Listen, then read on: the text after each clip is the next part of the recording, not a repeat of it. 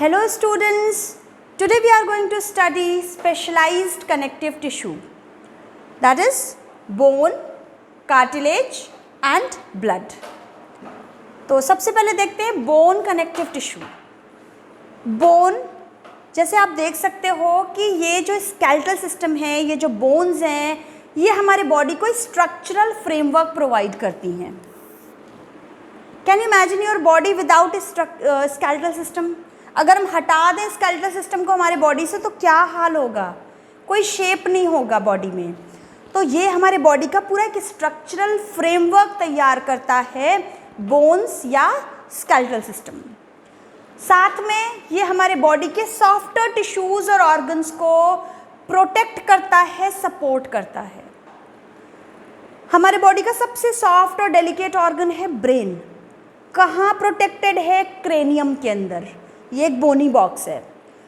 Lungs हमारे rib cage के अंदर प्रोटेक्टेड हैं. तो हमारे बॉडी के जो भी सॉफ्टर टिश्यूज और ऑर्गन्स हैं बड़े सुरक्षित हैं, प्रोटेक्टेड हैं. कोई चिंता की बात नहीं है, भगवान ने ही ऐसा अच्छा सा डिज़ाइन हमें बना के दिया है.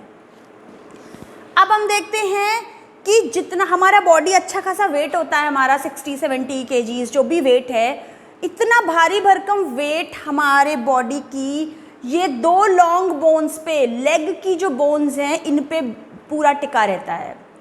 तो पूरे ज़िंदगी हमारे दो बोन्स ये जो हैं ये पूरा वज़न उठाते हैं. ये जो लिम्ब बोन्स हैं या long bones of the legs serve weight bearing functions. ठीक है ना? तो इनके एहसानमंद रहना चाहिए हमें. अब आप देख सकते हो कि ये तो हमारा स्केलेटल सिस्टम है, इसके ऊपर दूसरा कौन सा टिश्यू अटैच्ड है? तो वो है मस्कुलर टिश्यू या स्केलेटल मसल्स अटैच हैं इन बोन्स के ऊपर. क्यों अटैच है, क्या काम करते हैं? ये दोनों मिलकर हमारे बॉडी का मूवमेंट कॉज कराते हैं. तो ये जो स्केलेटल सिस्टम है, स्केलेटल मसल्स हैं, इस पे अटैच्ड है, इंटरेक्शन होता है इनमें और दोनों मिलकर कोऑर्डिनेटेड वे में मूवमेंट बॉडी का कॉज कराते हैं. अब आप पहले मुझे ये बताओ कि आप बोन कनेक्टिव टिश्यू जो है ये लिविंग है या नॉन लिविंग है? मेजॉरिटी बच्चे सोचते हैं कि ये नॉन लिविंग हैं बोन्स. बिल्कुल भी नहीं, बोन लिविंग टिश्यू है. और अभी आप ये स्ट्रक्चर देखोगे तो आप अच्छे से समझ जाओगे कि बोन के अंदर ब्लड सप्लाई होती है, ब्लड वेसल्स होते हैं, बिल्कुल लिविंग है, टूटती है, कितना दर्द होता है. तो ये लिविंग टिश्यू है. और इसके अंदर यहाँ पर आपने देखा ना कि बोन मैरो है, एक लिक्विड है, फ्लूइड है, बोन मैरो, बोन्स के अंदर, लॉन्ग बोन्स के अंदर. यहाँ पर हमारी ब्लड सेल्स सिंथेसाइज होती हैं. तो दिस बोन मैरो, कुछ बोन्स, लॉन्ग बोन्स का बोन मैरो है site of production of blood cells. तो इसी के अंदर बनती हैं blood cells, RBCs and WBCs. अब बहुत इंपॉर्टेंट थिंग है, हम बोन का स्ट्रक्चर देखते हैं. सबसे पहली चीज़ कि ये कनेक्टिव टिश्यू है. यहाँ पर जो सेल्स हैं वो हैं ऑस्टियोसाइट्स. वो एक मैट्रिक्स में एम्बेडेड हैं सेल्स. कैसे? कॉम्पैक्टली अरेंज्ड हैं. ये तो बेसिक बात है, अभी हम इस डायग्राम को डिस्कस करेंगे. सबसे पहले देखते हैं बोन सेल जो है, ऑस्टियोसाइट बोलेंगे इसको. बोन की cell, cell means site, bone के लिए वर्ड है ऑस्टिया. तो ऑस्टियोसाइट है बोन की सेल्स. और भी सेल्स मैं नाम बताती हूँ, osteoblast and osteoclast. Osteo same रहेगा, क्लास्ट. अब देखो, ऑस्टियोसाइट तो बोन की सेल्स हैं. ऑस्टियोब्लास्ट वो सेल्स हैं जो बोन सेल फॉर्म करेंगी, जो बोन को फॉर्म करती हैं. यानी जो बच्ची है ना बोन सेल, वो उसको हम ऑस्टियोब्लास्ट कह देंगे. जब वो बन गई है, मैच्योर हो गई है, तो उसको ऑस्टियोसाइट्स कह देंगे. समझ में आई? यहाँ हमने देखा था ना फाइब्रोब्लास्ट. ब्लास्ट वो है जो बनाता है, B for blast, B for banana. Banana केला नहीं, बनाने वाला. तो ब्लास्ट वो हैं सेल्स जो बनाएंगी, बोन को बनाने वाली ऑस्टियोब्लास्ट. तो ये सिंथेसाइज कर रही है. ऑस्टियोसाइट्स खुद बोन सेल्स हैं, ये सिर्फ थोड़ा बहुत रिपेयर फंक्शन करेंगी. ऑस्टियोक्लास्ट है बोन्स को डिस्ट्रॉय करने वाली सेल्स. याद रहेगा, क्लास्ट डिस्ट्रॉय करेंगी, ब्लास्ट बनाएंगी, और ऑस्टियोसाइट्स तो खुद बोन सेल्स हैं. हटाते हैं इसको हम. अब ये जो बोन की सेल्स हैं वो एक स्पेस में प्रेजेंट होती है। अभी हम देखते हैं बोन की सेल का शेप क्या है। बोन की सेल्स इस तरीके की नहीं होती हैं। बोन की सेल्स का एक अलग तरह का डिज़ाइन है। आपने 9th क्लास में पढ़ा भी था कि बोन की जो सेल्स हैं उनके बाहर इस तरह से प्रोजेक्शंस होते हैं, ठीक। तो बोन की सेल्स इस तरीके की शेप की होती हैं, ये बोन की सेल्स हैं। बोन की सेल्स ये स्पेशलाइज्ड कनेक्टिव टिश्यू है, अपने आप को बड़ा स्पेशल समझते हैं। तो ऐसे ही नहीं खाली प्रेजेंट, इनके बाहर एक कवरिंग होती है, ये एक लेकुना में प्रेजेंट होते हैं। तो जो इनके बाहर ये ना एक स्पेस में प्रेजेंट होते हैं, उस स्पेस को कहते हैं लेकुना।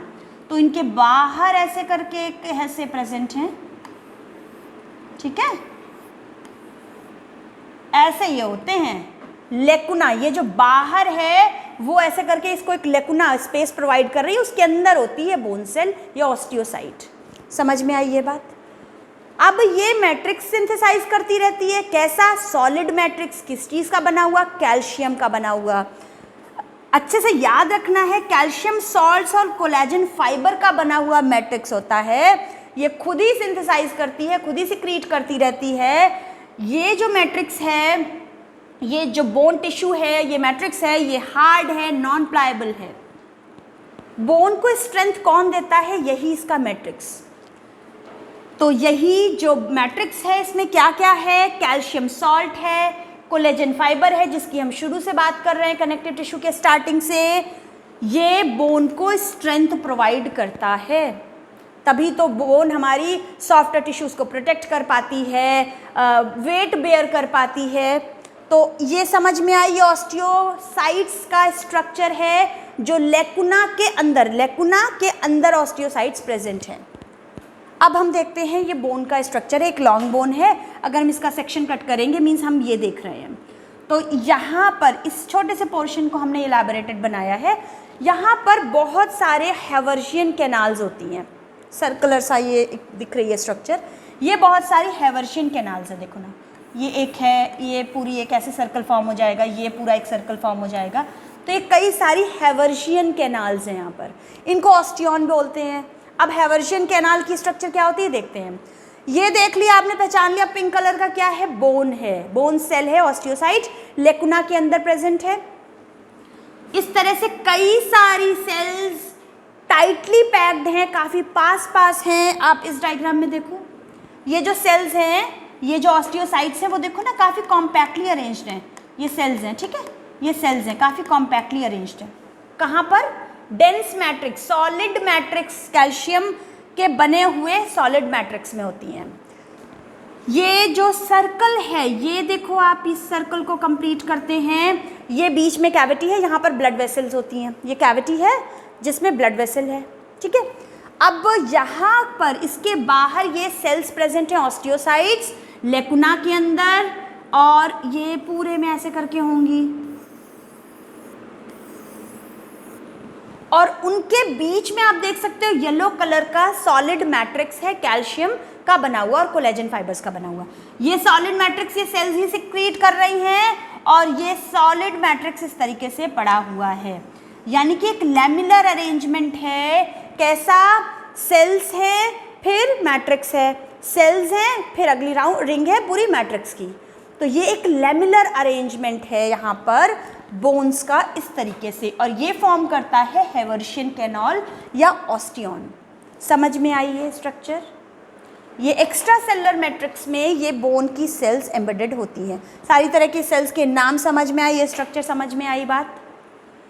अगला टिश्यू देखते हैं, कार्टिलेज।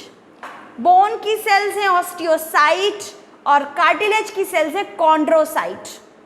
बोन की प्रोटीन है ऑस्टिन प्रोटीन, और कार्टिलेज की प्रोटीन है कॉन्ड्रिन प्रोटीन। तो कार्टिलेज में सेल्स हैं कॉन्ड्रोसाइट्स। सबसे पहले देखते हैं जो कॉन्ड्रोसाइट सेल्स हैं वो वाइडली स्पेस्ड हैं। आप देखो ये कॉन्ड्रोसाइट्स हैं, ठीक है, ये कॉन्ड्रोसाइट्स भी लेकुना के अंदर प्रेजेंट हैं। ये कॉन्ड्रोसाइट सिंपल टाइप की हैं, ये बोन के तरह नहीं है। सिंपल तरह की कॉन्ड्रोसाइट सेल्स हैं जो लूजली स्पेस्ड है, वाइडली स्पेस्ड है, आप देख सकते हो। मैट्रिक्स खास बात है, मैट्रिक्स सॉलिड है पर किस चीज़ का बना हुआ है? ये प्रोटीन और शुगर का बना हुआ है, कैल्शियम का नहीं। कैल्शियम बड़ी स्ट्रेंथ दे रही है। आपको पता है बोन में काफ़ी स्ट्रेंथ है क्योंकि कैल्शियम है वहाँ पर। इनामल आपकी बॉडी का हार्डेस्ट पार्ट है, ठीक है, वहाँ भी कैल्शियम है। हमारे टीथ जो हैं वहाँ भी कैल्शियम है, तो कैल्शियम इसको बहुत स्ट्रेंथ दे रही है। पर कार्टिलेज में कैल्शियम नहीं है, यहाँ पर प्रोटीन है, शुगर्स हैं। याद रहेगा कि यहाँ पर ये मैट्रिक्स किस चीज़ का बना हुआ है, प्रोटीन और शुगर का बना हुआ मैट्रिक्स है। लूजली या वाइडली स्पेस्ड सेल्स हैं, कॉन्ड्रोसाइट सेल्स हैं, दिख रहा है। अच्छा, कार्टिलेज के मैट्रिक्स को हाइलाइन मैट्रिक्स भी बोलते हैं। अब यह कहाँ होती हैं कार्टिलेज, आपको पता है, आपके नोज में होती हैं कार्टिलेज, आपके ईयर में होती हैं, हमारे लैरिंग्स और ट्रैकिया में होते हैं। हमने 10th क्लास में पढ़ा था कि ट्रैकिया के ऊपर कार्टिलेज की रिंग्स होती हैं ताकि ये कोलैप्सिंग से बचा रहे। क्या काम करता है कार्टिलेज, स्मूथ कर देता है बोन सरफेस को जॉइंट पे। जब जॉइंट्स होते हैं बोन्स के तो कार्टिलेज हमारे स्मूथ कर देता है उस बोन सरफेस को। हमने देख लिया कहाँ कहाँ पर होते हैं, नोज में, ईयर्स में, ट्रैकिया में, लैरिंग्स में। कैसा होता है आप देख सकते हो, ये थोड़ा प्लाएबल है, हार्ड तो है, थोड़ा प्लाएबल है, थोड़ी फ्लेक्सिबिलिटी है, हम इसे फोल्ड कर सकते हैं। मीन्स हम कार्टिलेज पोर्शन को फोल्ड कर सकते हैं पर हम बोन्स को फोल्ड नहीं कर सकते, बेंड नहीं हो सकती हमारी बोन्स, हमारी आर्म्स। पर जहाँ जहाँ भी कार्टिलेज है उसमें फ्लेक्सिबिलिटी है, हम उसको फोल्ड कर सकते हैं। जो मदर के वुम्ब में होता है एम्ब्रियो या फीटस, आपको पता है अर्ली फेज में उसको एम्ब्रियो कहेंगे, मीन्स 2-3 मंथ्स तक उसको एम्ब्रियो कहेंगे और बाद में उसको फीटस कहेंगे। क्यों? क्योंकि एम्ब्रियो उसे तब तक कहेंगे जब तक उसका कार्टिलेजिनस स्केलेटल सिस्टम है, बाद में वो सॉफ्ट वाला कार्टिलेज धीरे धीरे बोन्स में कन्वर्ट होना स्टार्ट हो जाता है, फिर हम उसको फीटस कहेंगे। अब बहुत सारी कार्टिलेज बोन में कन्वर्ट पूरी तरह से नहीं होती हैं, वो बाद में जाके होती हैं, पर मेजॉरिटी पोर्शन कन्वर्ट होने लग जाता है कार्टिलेज से बोन में, तब हम उसको कहते हैं फीटस। तो ये हमने पढ़ लिया सब कुछ कार्टिलेज के बारे में। अब नेक्स्ट कनेक्टिव टिश्यू है blood, specialised connective tissue blood. यहाँ पर मैट्रिक्स कैसा है आप जानते हो, ब्लड कैसा है, फ्लोइंग है, रनिंग है, बहता रहता है, तो ऑब्वियसली इसका मैट्रिक्स है लिक्विड या फ्लूइड। सिंपल सी बात है। ये हमारा सर्कुलेटरी सिस्टम दिखाया गया है, हार्ट होता है, ब्लड वेसल्स होती हैं और ब्लड होता है, ठीक। तो हार्ट मेन पंपिंग ऑर्गन है, इसके अंदर ब्लड होता है और ब्लड वेसल्स के थ्रू ये ब्लड पूरे बॉडी में बहता रहता है। अब हम देखते हैं ब्लड के बारे में। तो ब्लड में क्या होता है, फ्लूइड मैट्रिक्स है और कुछ सेल्स इसमें एम्बेडेड हैं। इस फ्लूइड मैट्रिक्स को प्लाज्मा कहते हैं और इसमें बहुत तरह की सेल्स होती हैं। सबसे पहले देख लेते हैं कि ब्लड में क्या होता है। ब्लड में सबसे पहले 2 चीज़ें होती हैं। एक तो ब्लड में फ्लूइड मैट्रिक्स है जिसको हम कहते हैं प्लाज्मा। ये ब्लड का लिक्विड पार्ट है पूरा। इस लिक्विड पार्ट में होती हैं कुछ सेल्स, ठीक। पहले हम प्लाज्मा के बारे में अगर और बात कर लें तो ये प्लाज्मा में होती हैं प्रोटीन्स होती हैं, सॉल्ट्स होते हैं और हार्मोन्स होते हैं। इस प्लाज्मा के थ्रू ही हमारी मैक्सिमम CO2 ट्रांसपोर्ट होती है। तो प्लाज्मा ये लिक्विड पार्ट है, इसमें बहुत सारा पानी ही पानी होता है। इस प्लाज्मा में एम्बेडेड होती है ये मैट्रिक्स है, फ्लूइड मैट्रिक्स, जिसमें कि सेल्स एम्बेडेड होती हैं। अब सेल्स कौन कौन से तरह की होती हैं हमारे ब्लड में? 3 तरह की सेल्स हैं, RBCs, WBCs एंड प्लेटलेट्स।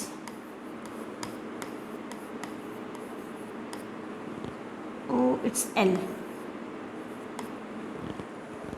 अब आप देखते हो RBC रेड ब्लड सेल्स क्या किस कलर की होती हैं? रेड होती हैं। क्यों होती हैं रेड? Because of haemoglobin. क्या काम करता है? ऑक्सीजन कैरी करता है। WBC रेड नहीं होती हैं, वाइट होती हैं। क्यों? क्योंकि इसमें हीमोग्लोबिन एब्सेंट होता है और इसका काम क्या होता है? It fights with the pathogen.